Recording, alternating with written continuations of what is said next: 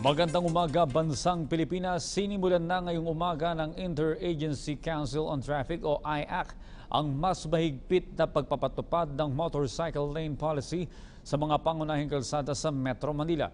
Ipatutupad ito sa EDSA C5, Makapagal at Commonwealth Avenue upang isaayos ang daloy ng trapiko at mabawasan ang mga aksidente sa lansangan na kadalasang sanhi ng mga motorsiklo. Noong Sabado at kahapon ay nagsagawa na ang IAC katuwang ang Motorcycle Philippines Federation ng dry runs upang ma-familiarize at ma-orient ang lahat ng riders sa naturang polisiya. Sa iba pang balita, ipinag-utos ng Pangulo ng China na tulungan ang mga Pilipinong mangingisda sa pamamagitan ng aquaculture training.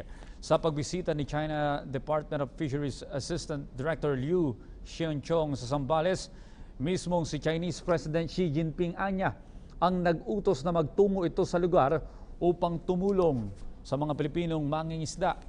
Anya, lumipas na ang hindi pagkakaunawaan ng dalawang bansa dahil ngayon ay parang kapatid na ang turing ng China sa Pilipinas.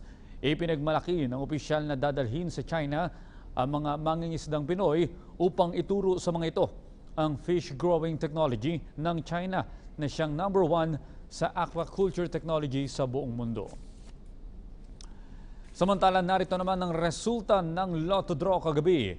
Para sa Super Lotto 649 draw, ang winning number combination ay 23, 25, 21, 8, 24 at 15.